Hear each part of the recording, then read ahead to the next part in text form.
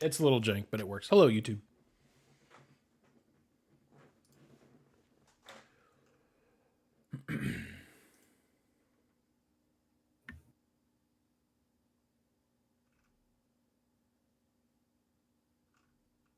Aaron, is the baseball game we're picking, is that an opener? Yeah, it's Friday. Oh, shoot. Maybe I should add more runs to it. Yeah, it's hard to say. I feel like, yeah. Well, Josh also picks Texas Tech, so and he didn't give a score, so we may just go with the team. Oh, okay. Yeah. I just kind of assumed everyone would pick Tennessee since they're the higher rated team, but not. I mean, they're both top 25. So okay, we can just go with teams and we can say our score for fun, I guess. Yeah. All right. Well, I think I'm good if you are. I'm good. All right. Let me hit play here. Here we go. Welcome to the show. Josh is not here. He is getting very close to finishing his master's, so we wish him the best of luck. Listeners, that means you're stuck with Johnny and I. Johnny, what's up, man? How are you doing? Winter blues. Winter blues over here, ready for the sunshine to come and stay and for the weather to get warm and for the madness of March to get here shortly. I can't wait. Yeah. Now, I have to ask, is the Blues impacted at all because Patrick Mahomes won another title last night? A little bit. Yeah. A little bit. I wondered. Yeah. I mean, I'm with you on the March Madness thing. I can't wait. We're so close. And college basketball is crazy. We talked about it last week. We talked about that, that 500 above 500 win percentage that unranked teams have at home against ranked teams. And we talked about it last week. We're all like, wow, that's a cool stat. And then we saw a breakout by Jay Kuda this week just to see how actually crazy that stat is. Right now, and this was as a couple days ago, unranked teams have a 0.525 win percentage at home against teams ranked in the AP poll top 10. Last year, it was 0.244%. Go back to 2014 and 15, basically 10 years ago. That number was 0.165. This year is drunk. It's awesome. Crazy. And you had more teams going down. You had Texas A&M took out Tennessee at home. Yep. Throw in Gonzaga beating Kentucky, even though that doesn't even qualify in this statistic. Yeah. Michigan State beat Illinois. Yep. Yeah. Ohio State will beat Purdue on. Yeah, right. Who am I kidding? It's more likely the unranked team beats the top 10 team. That's crazy. When they're home. Then that's crazy. Yeah. That's crazy. But it's fun. So hopefully that means the tournament this year is just going to be absolutely nuts. I hope so too. I hope so too. Iowa women's team, that's been a fun watch. We talked about that. Caitlin Clark is 8 points away now.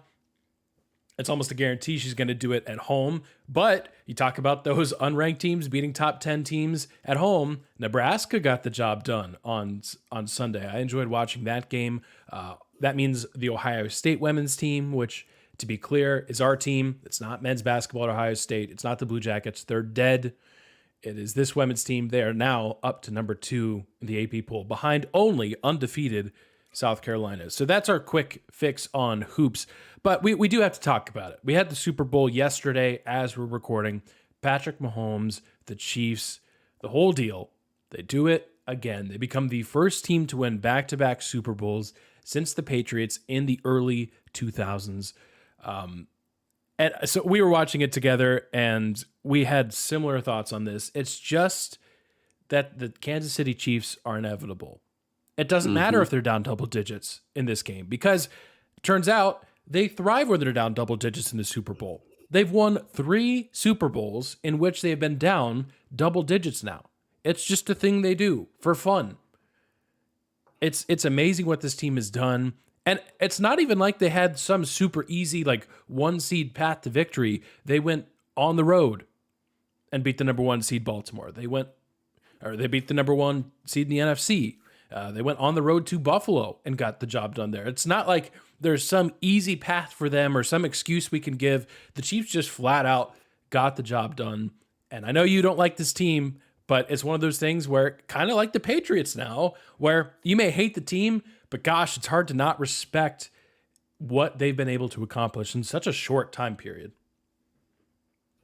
Yeah, it's very much the Patriots, and it's very much what Josh has said for the last couple weeks. Yep. I think the anger and frustration from the football world, not saying like analysts, but from the fans, from those of us who watch the game regularly, is that Patrick Mahomes and Tom Brady overlapped for a few years and we got no break in between the two of them. And it's the same sort of sorcery that seems to occur to help their team win at the end of the day. And that's not to take anything away from the Chiefs. They're in the position to win the game every time when something happens. And, I turned to Aaron and, like he said, we had the similar thoughts. And I just looked at him in the first half and I said, 49ers aren't up enough. Yep. Like, not that that's some, wow, Johnny, like that's an incredible take. Like they're only up 3-0 most of that half.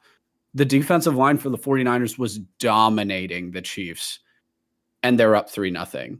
And it was just such a waste, because if there was a Chiefs team that wasn't going to be able to come back from a major deficit, it would have been this one.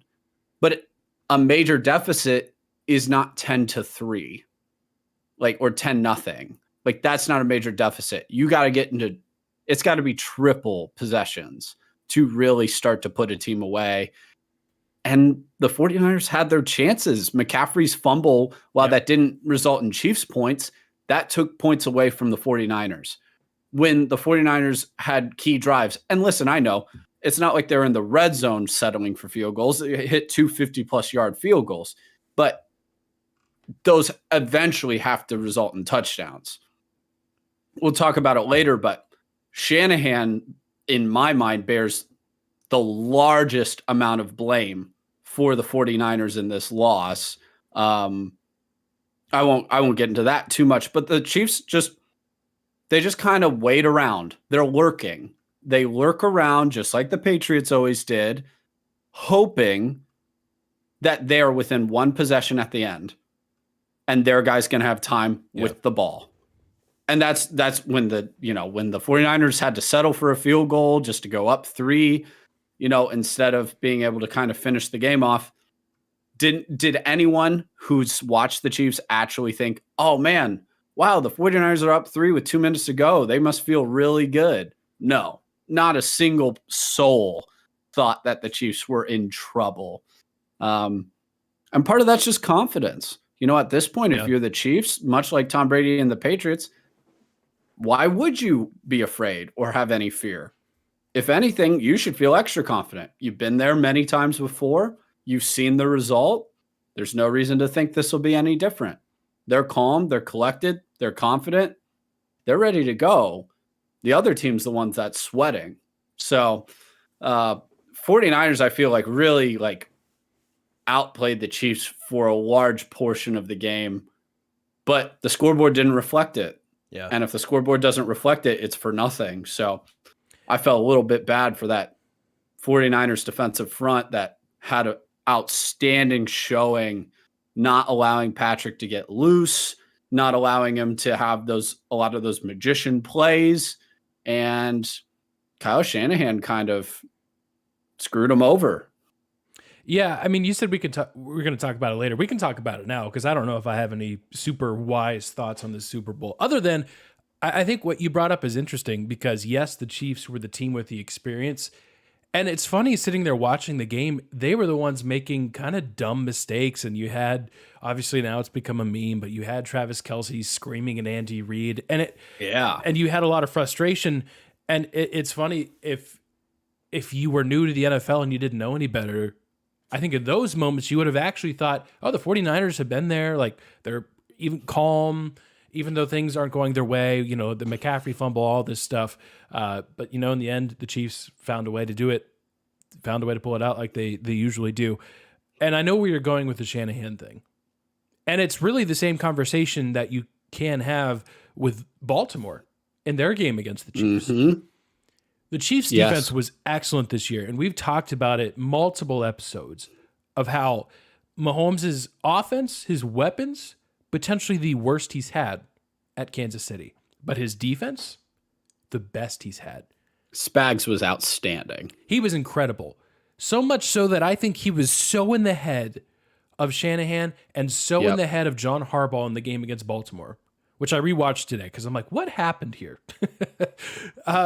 And what happened here was a combination of Kansas City's defense is just flat out good with Chris Jones and any number of players. And the other thing is they're good enough that they got in the heads of Baltimore and San Francisco. And Baltimore and San Francisco both tried to get away from what their bread and butter is. The Baltimore Ravens were the best rushing offense in the league this year. And against Kansas City, they barely tried to run the ball. Christian McCaffrey was maybe not super healthy. I don't know. It was kind of unclear. But at the end of the day, he had 80 yards rushing, 80 yards receiving. Right. And that was one of his quote-unquote less impactful games. What happens if you give him the ball a little bit more on first down? And Brock Purdy isn't out there going 8 for 20 to finish the game with a banged-up Deebo Samuel, with a banged-up George Kittle. Yeah. And it's not like Elijah Mitchell is any slouch. Aaron, we said this during the game in the third quarter. The third quarter is where this was the most pronounced. You know, starting off like out of the half, you're like, okay, the Chiefs just scored on their last drive. They finally got on the board. It's 10-3. They're going to kick into gear now. No. Like the 49ers came out and their defense was stout immediately again, just like they'd been in the first half.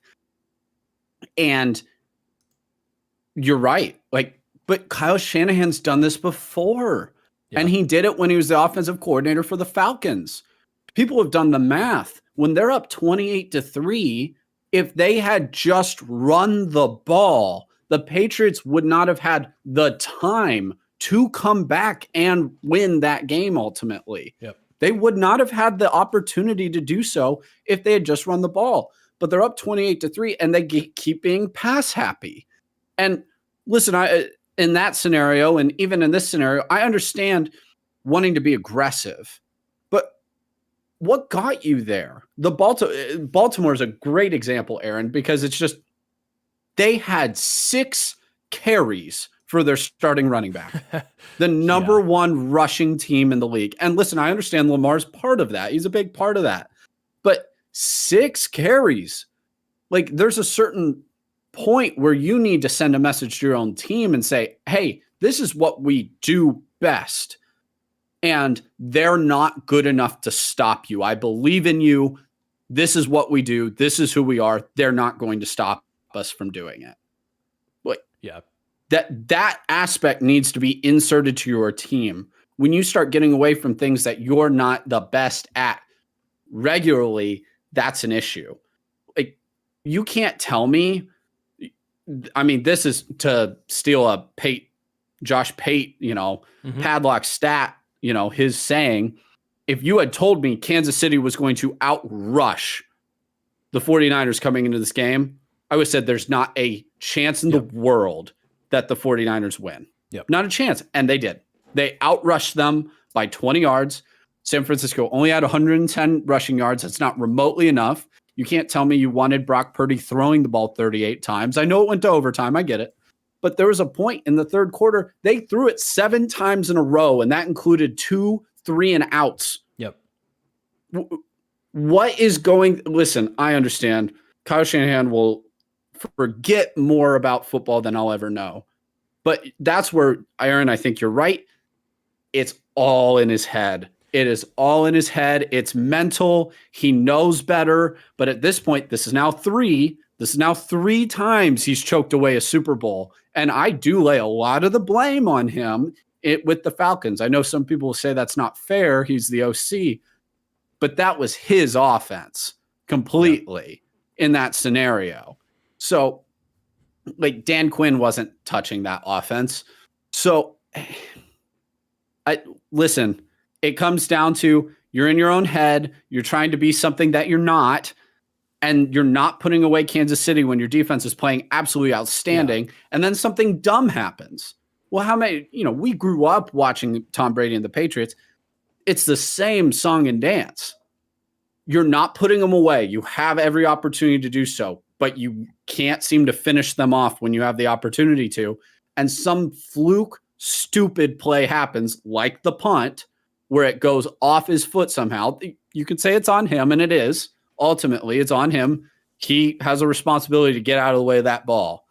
But, I mean, it hit his toe. Like, it hit his big toe.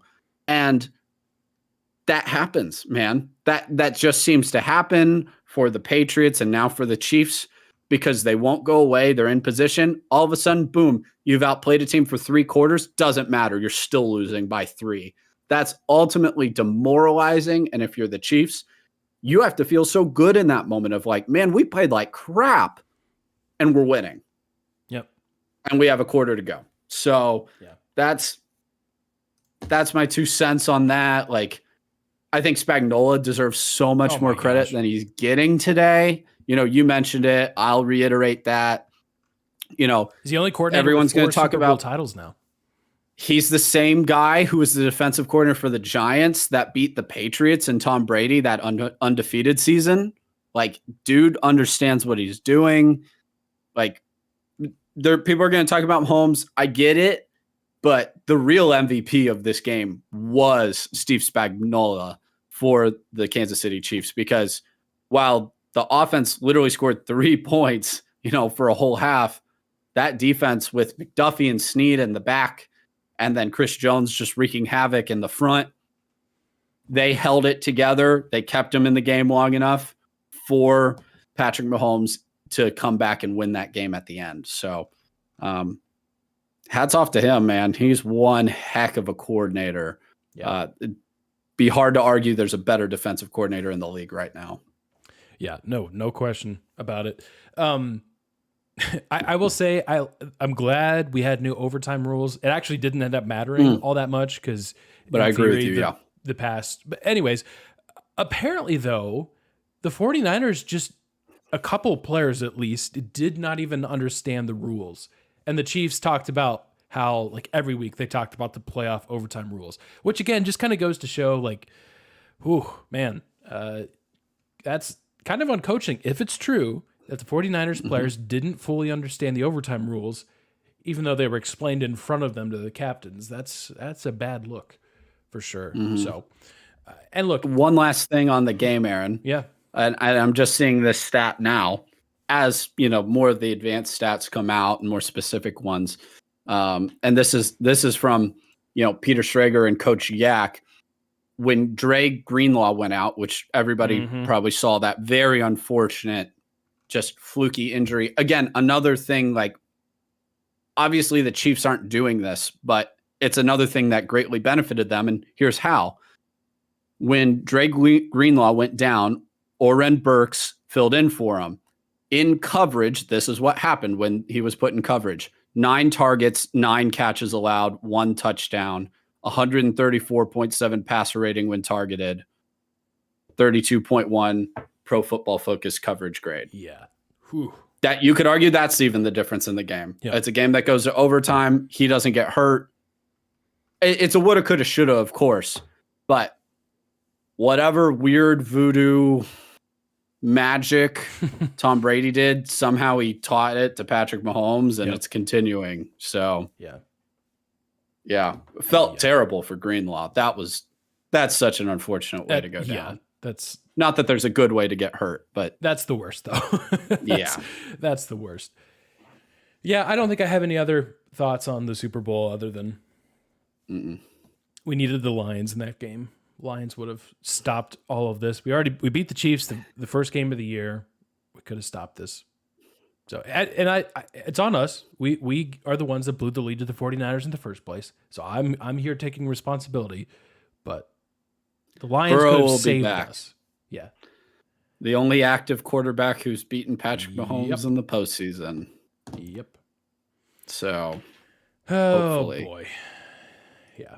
Well, good for Kansas City. I mean, it's a remarkable feat. Hadn't been done in not over 20 years, but approximately 20 years. So that's what happened. And we will resume next season with a bunch of games. We have a game in Brazil now. We've got a game that they announced in Madrid in 2025. So that's exciting that the NFL is expanding. I think we get like the Thursday night opening game, then we get a Friday night in Brazil, then Saturday's college football, Sunday's week 1. That'll be fun.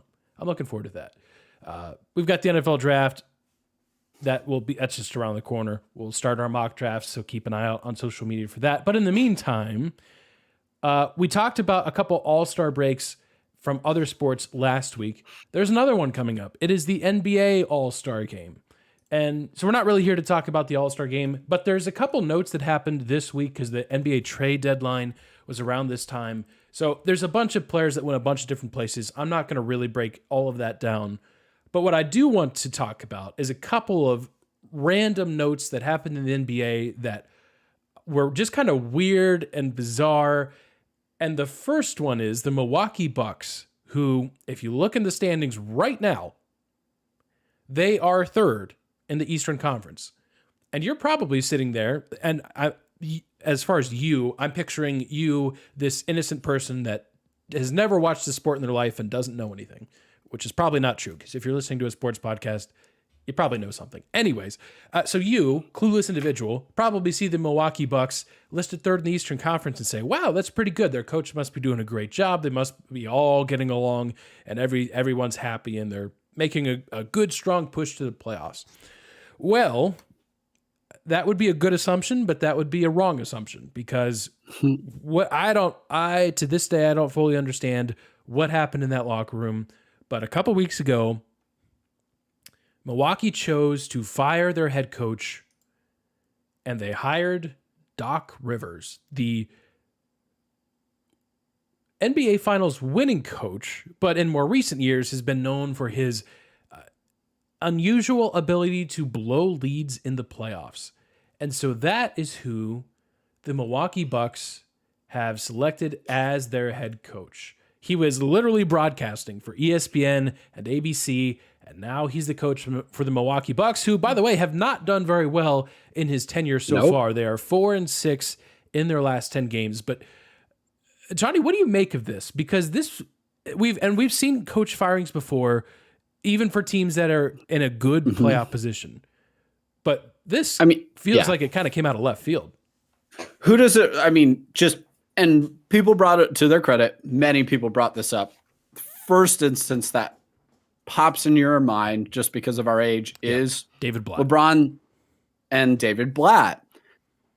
And you figure it has to be a similar situation. Him and Giannis did not click. Adrian and Giannis did not click, and he wanted him out. That's very simplified, I'm sure. But they were second in the East at the time when they fired him, too. Right. The Cavs have come sprinting from behind. Yeah, they have. In their huge streak right now, which is incredible. So I won't get sidetracked here you can. For the time being. You're allowed to get sidetracked for the Cavs. But the Bucks, everybody keeps pointing to the defensive setback from last year. They were I believe they were second in the league in defense last year, and now they're 25th. Well, just look at your roster changes. Just simply put, just don't even think about any other roster changes other than the main one. You lost Drew Holiday. You have Damian Lillard. Okay, if you've watched them play, that explains itself. Dame is an undersized point guard. He has always struggled guarding just because of his size. Not effort-wise, he's just small. Why does the Warriors work so well, or has at least in the past? Because Klay Thompson would take the assignment for the tough defensive matchup. Yep. He has the length and height to deal with it and shut them down. Steph, therefore, can be relegated to the secondary defensive aspect. Unfortunately for Dame in Portland, he had a second short guard with him in CJ McConnell. Drew Holiday is like a Klay Thompson in the sense of long, tall, athletic. he actually is probably, in my opinion, the best on-ball defender when it comes to the guard position. You lost him and you brought in Dame. It's just going to be worse. That's just the reality of it. I said from the beginning, if you could have given him Chris Middleton instead of Drew Holiday, that would have been heavenly, because that's what Dame's missed his whole career, really, in a running mate. But you didn't do that. So that means you're going to have to outscore teams a little bit more than you would have in the past. And that's going to take some time. And that's going to take a bit of a cultural change and adjustment if you're the Milwaukee Bucks, the players especially, where you're used to having, you got Brook Lopez there, you have Giannis, you have trees, right? Middleton is a big, lengthy wingman. You had Drew Holiday, like you've had PJ Tucker in the past. You're almost a defensive-minded team. Yep.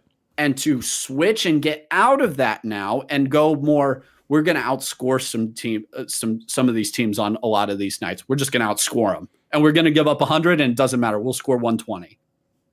That takes time, and that's going to ruffle feathers. And I think, honestly, Adrian's just an unfortunate casualty of that cultural change. And I think that's why Doc Rivers hasn't turned it around instantly, because I still think they're in the throes,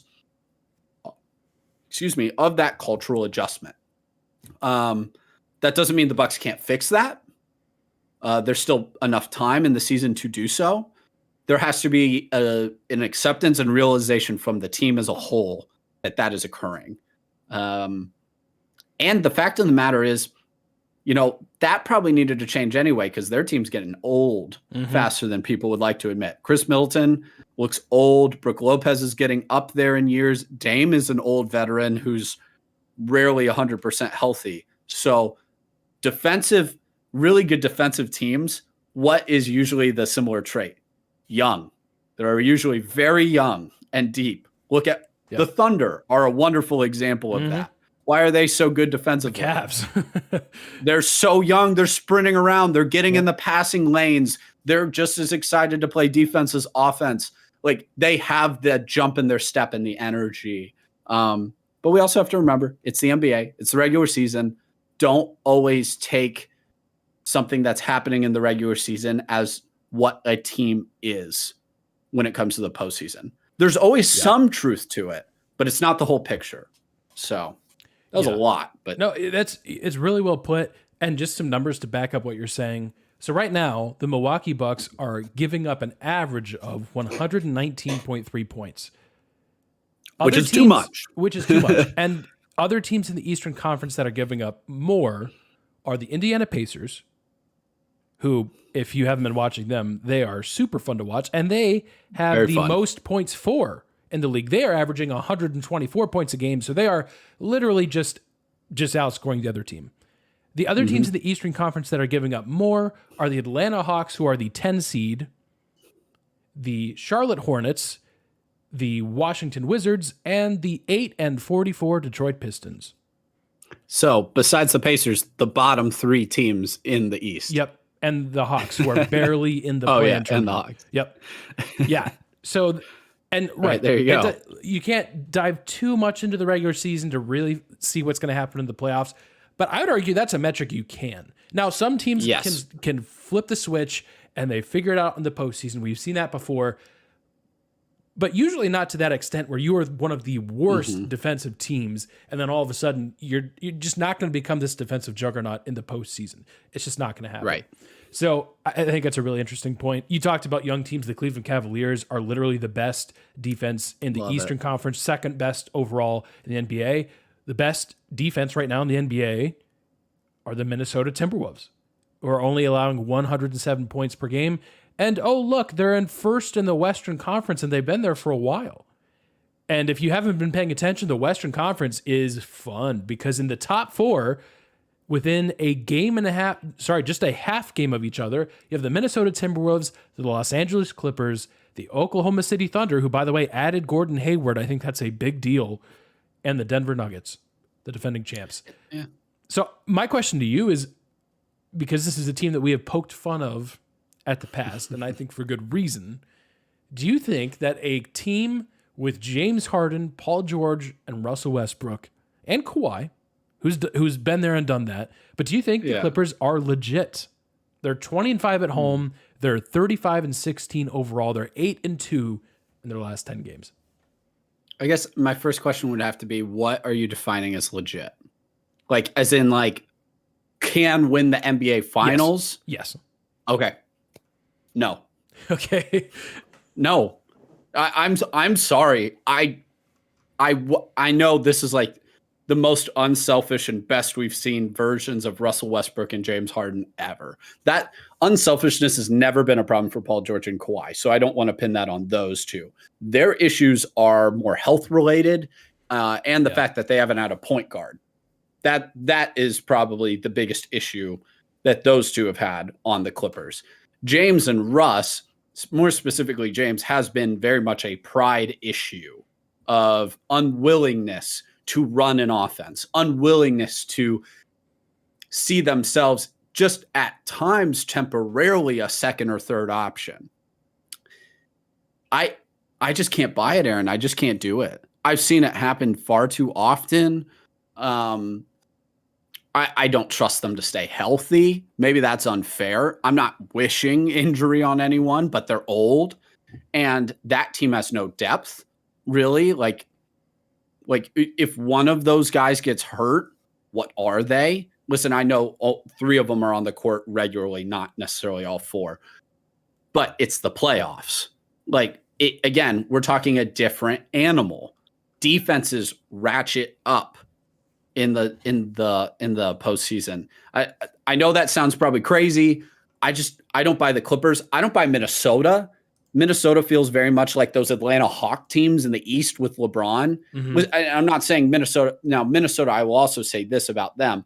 I don't see them as that Atlanta Hawks team going into the future. Sure. With having Anthony Edwards is just as talented as he is. He's unbelievable. Like, and he has so much more room to grow. I would not claim that on them. OKC, they're 3 steps ahead of where they should be. If you're the Thunder, you have to be thrilled out of your mind. But you have to ask yourself, if one of these teams runs into Denver, does anybody believe that they would be favored over Denver? I don't. I certainly would never pick them to beat any of these 3 teams to beat Denver. And let me say this too. I'm with you. I don't know if their chances against Denver would be very good. And this goes for any of the younger teams.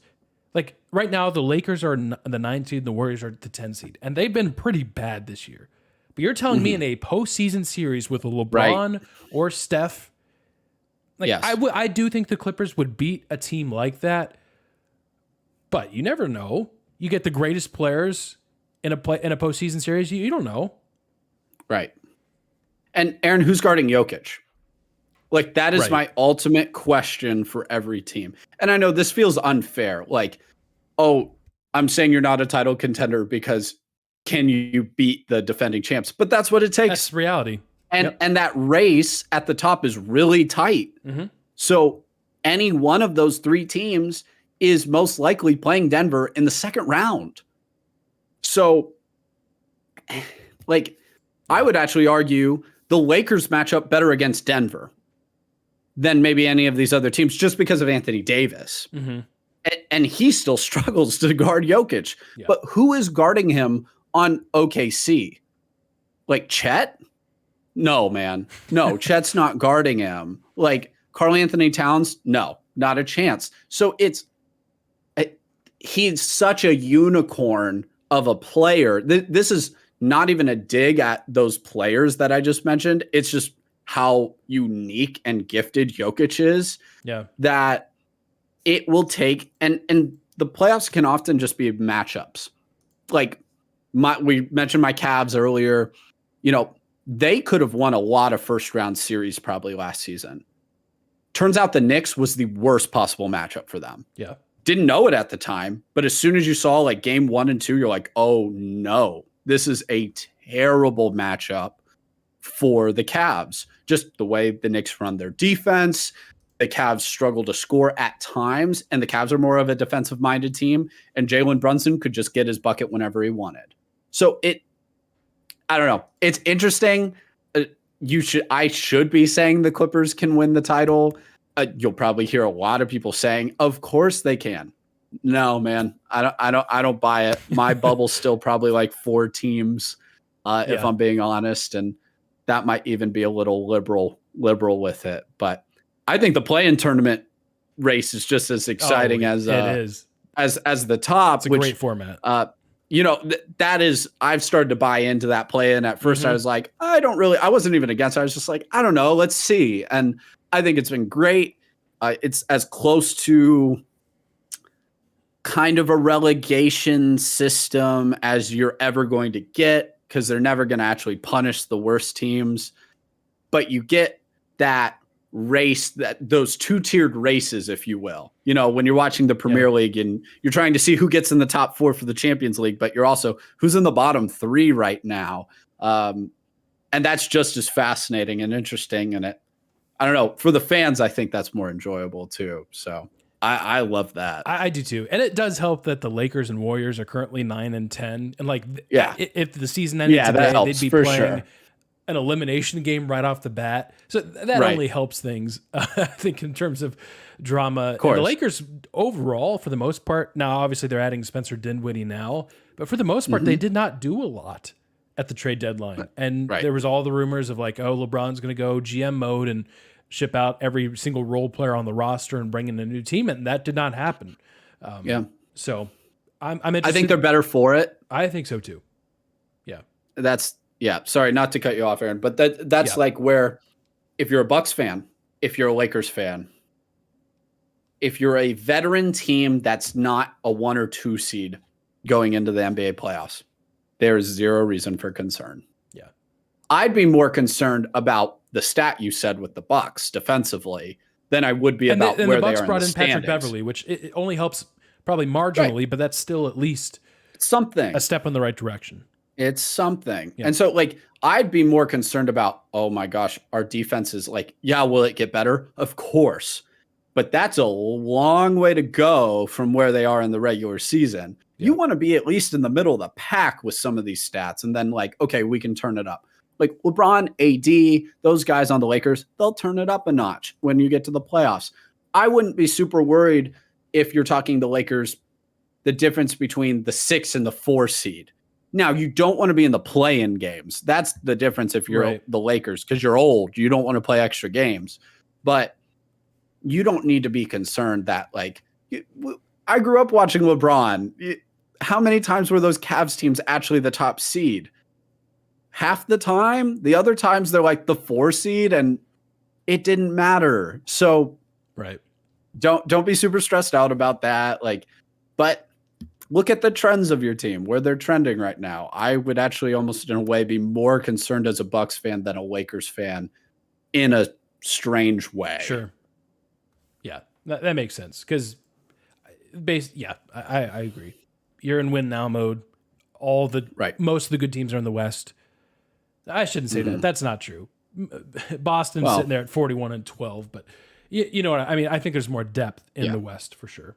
You've got the Dallas Mavericks, who are starting to play really well, and they're currently the 8 seed at 30-23. The 8 seed in the West is the Miami Heat, who have not been playing well. They're 28-25, just for reference there. All right. But don't let them in. Oh, you're right about that. Don't let them in. Yep.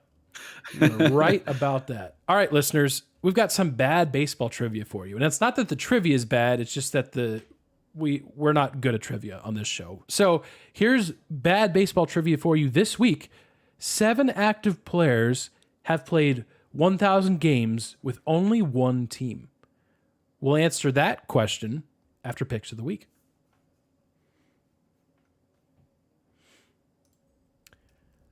All right, Josh is not here to defend himself, so that feels a little unfair, but the scoreboard, Johnny, has once again grown in our favor. We now are tied with 4 points apiece. Josh has won in our Season 1 standings with a foot-long cookie on the line, and the reason why we have more points is because Auburn won 99-81 over Alabama last week. and that was a good game there. So we both picked Auburn, and we both got a point. I could have had a 5th point if the 49ers had not blown a double-digit lead, but we all know how that turned out, so I'm still at 4. This week, I'm happy to announce that it is baseball season.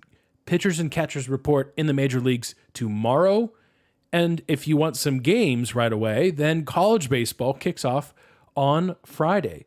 So Globe Life Field, home of the Texas Rangers, home of the defending world champions, Globe Life Field is hosting a bunch of games. That's probably not surprising because we talked about the doom and gloom of February in Ohio.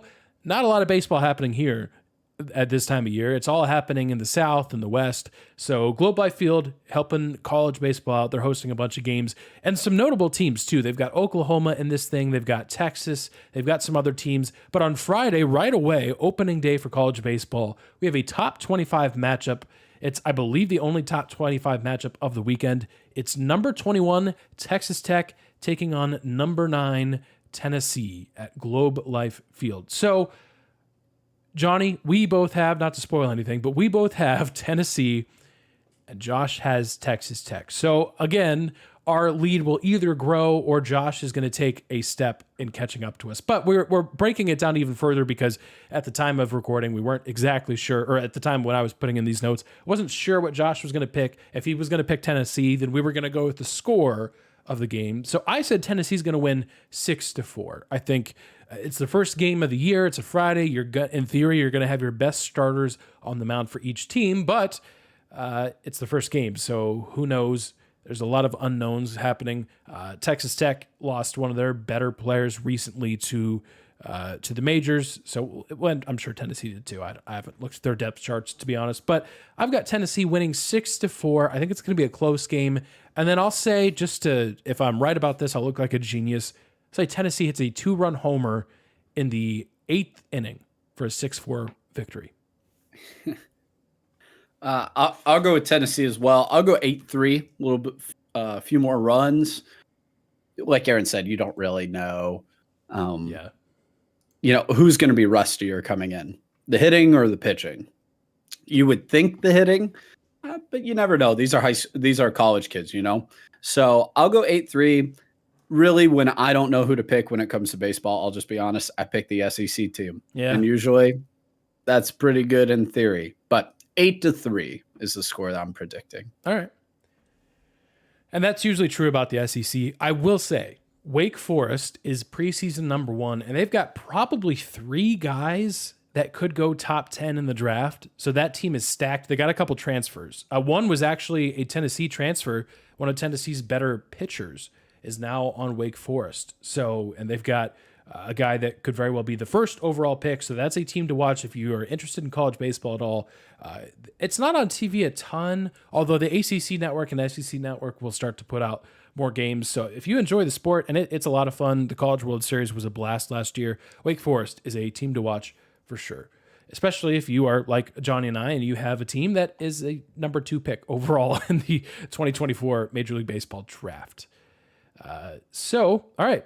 That's Picks of the Week. Back to bad baseball trivia. Listeners, hopefully you've been thinking through the answers. So 7 active players have played 1,000 or more games with only one team.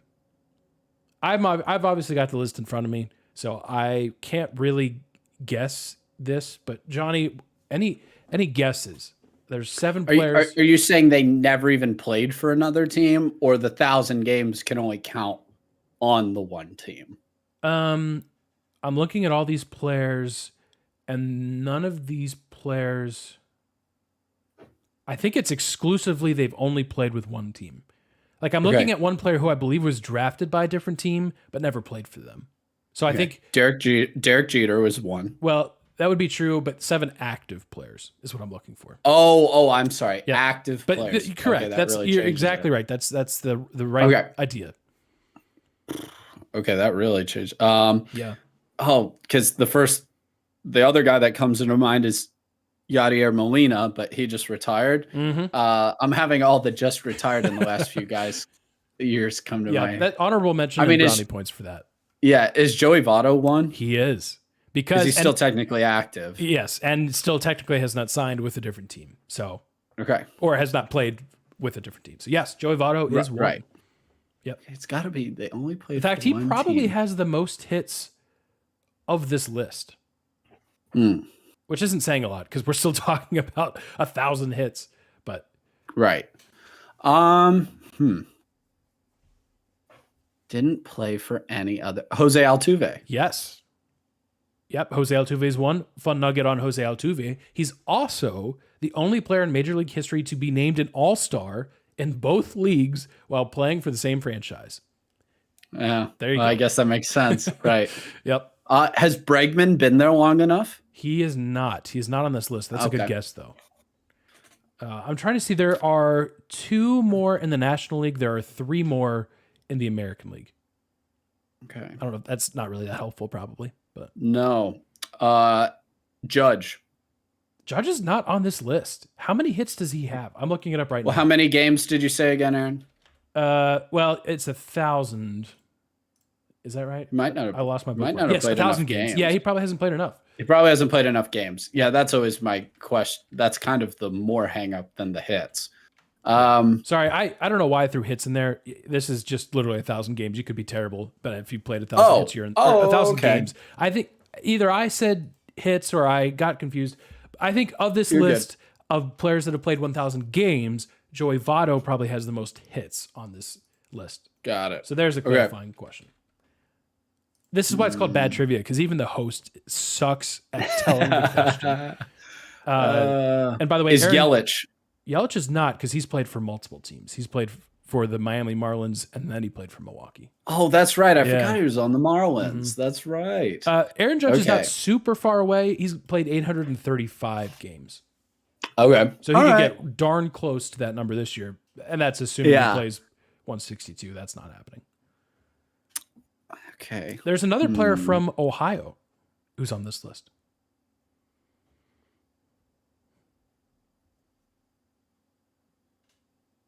I'm going to be mad. I'm blanking. Jose Ramirez. Yes. Ding, ding. Yeah. Gosh. I mean, that one actually should have been pretty easy. Yeah. Okay. Jose, that makes sense. He's been there a while.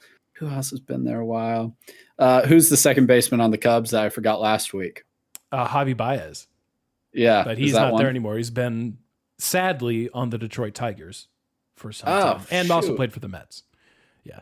But you know what? One of these days, Johnny, Javi Baez is going to be the answer, and it's going to be a great day. I'm going to get it. I think you can is a Dodger on here? No, a Dodger's not on here. I'll give you a couple hints for a couple guys. There's 2 on here that I don't think you're going to get. Sure. One of these players is routinely in the conversation of, is he the best player in baseball? Oh, Mike Trout. Yes. Mike Trout is on this list. Okay. The other one that I think you can guess is probably, based on this statistic, is probably the longest tenured catcher. A World Series winner. In the same division as... That hasn't left the team. Has never left the team. To his credit, has never left the team. In the same division as Jose Ramirez, is a World Series champion.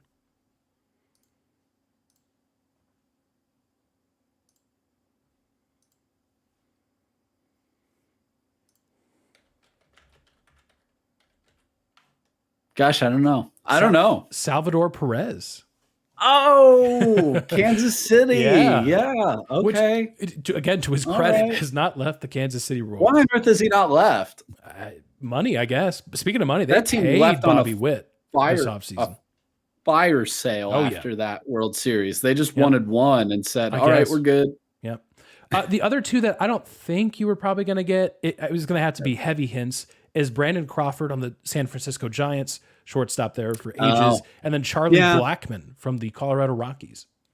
Oh, Uncle Chuck. I was trying to think Rockies. I was like, have one of them been there long enough? Yep. Yeah. Chuck Nasty, however many nicknames Baseball Reference has for Charlie Blackmon. Let's see actually, that's a great question. How many nicknames does he have on Baseball Reference? Does that show up?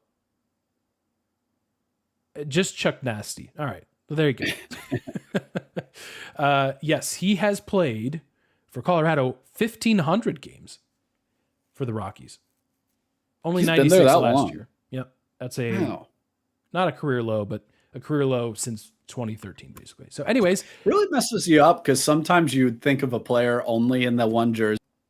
Like they could have been somewhere else for like 2 years or yeah.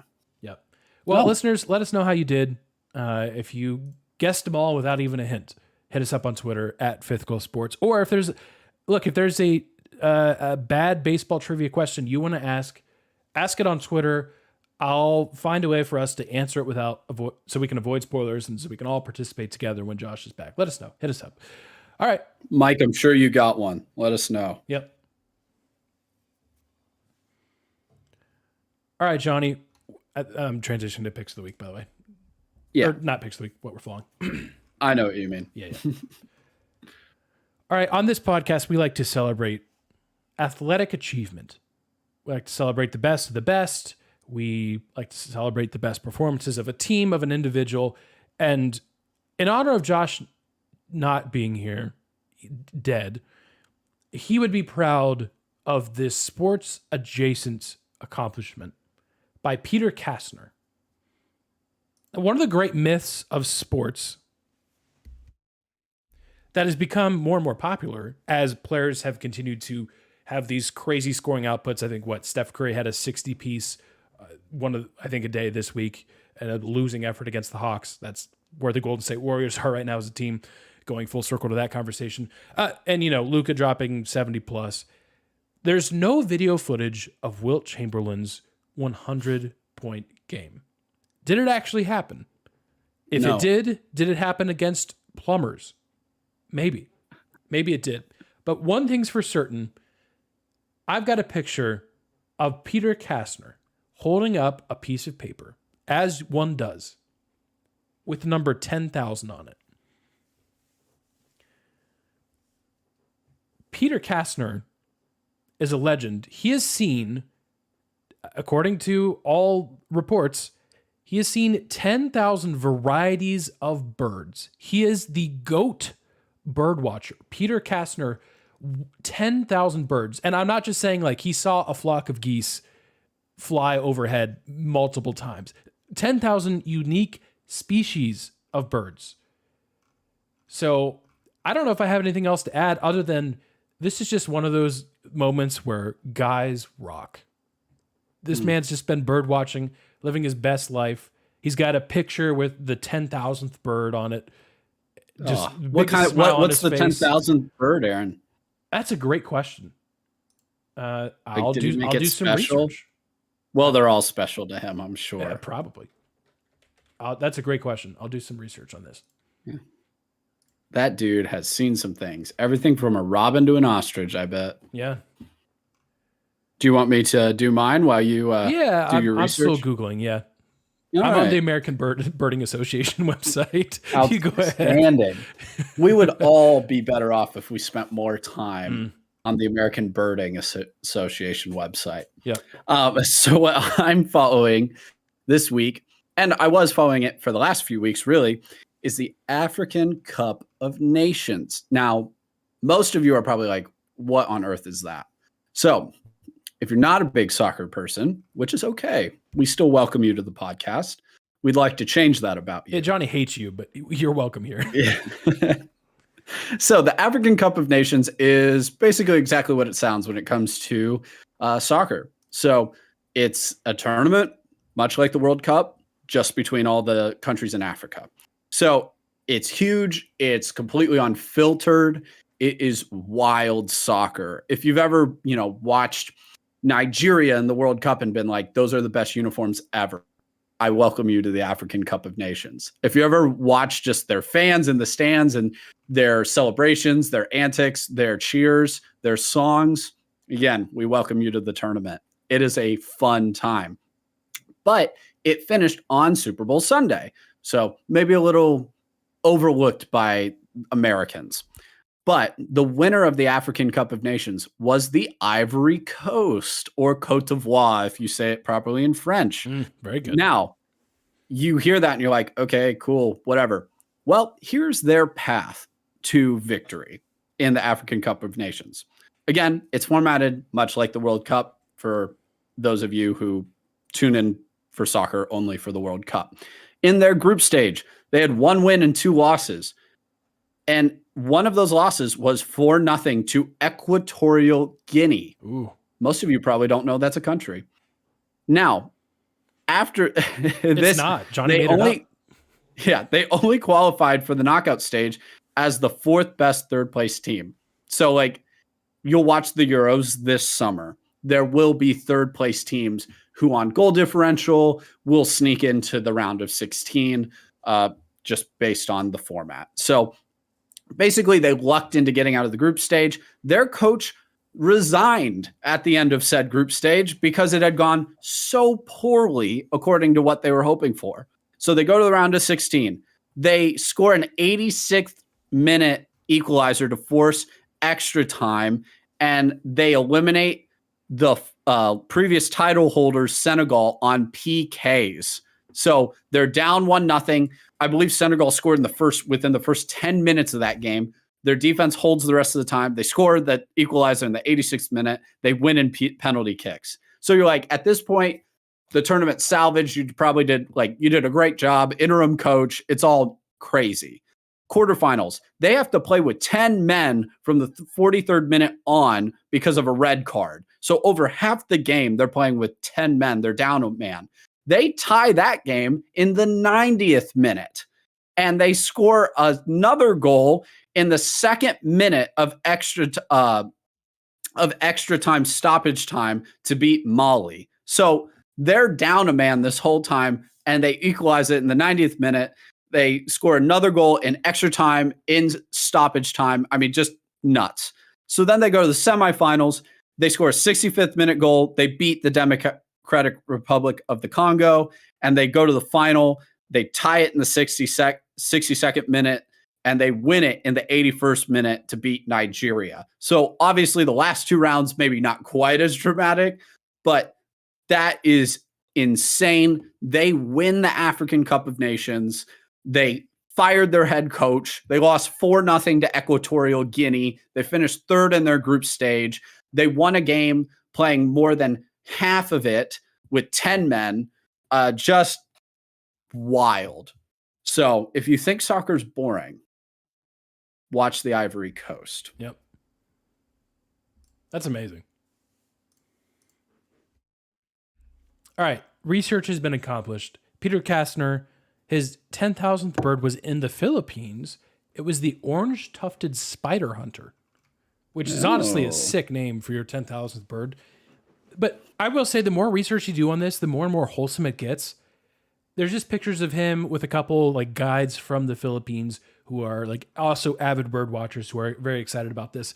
But then there's a picture, they're just at a 7-Eleven eating ice cream to celebrate. I'm like, that's the most wholesome thing ever. And apparently that's his tradition, is celebrating a good day of bird watching or a good evening or whatever time with some ice cream. Dude's eating a lot of ice cream from 7-Eleven. He deserves it. Yeah, this happened on February 9th. So there you go.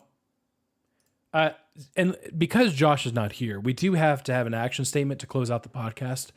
I think the action statement this week is similar to last week's, which was touch grass. Go look at a bird. Absolutely. At least one. And not only that, I'm actually going to challenge you listeners, because a lot of times, like, touch grass, in theory, that's actually pretty easy. Unless you just live in a place that doesn't have grass, then you're excused. I'm gonna go one step further. Not only look at a bird, actually figure out what kind of bird it is, because there's at least 10,000 of them out there. So you got to narrow it down. It's gonna take some homework. There's your action statement. Look at a bird and figure out what kind of bird it is. And if someone asks you, how do you know? You say, because of the way it is. So that's your action statement. All right. As far as I know, I think Josh will be back next week. If not, it's because his brain is inside his computer typing things. Otherwise, the gang will be back together next week. We're excited. College basketball is here. I mean, it's been here since November, but it's really, really here. March Madness. You can almost faintly hear the trumpets. Are there trumpets in the March Madness song? I don't know. We'll say there are. The trumpets of the March Madness theme song on CBS. They're just off in the distance. It's coming up close. We've got conference tournaments in 3 weeks. It's a good time of the year. We'll see you guys next week.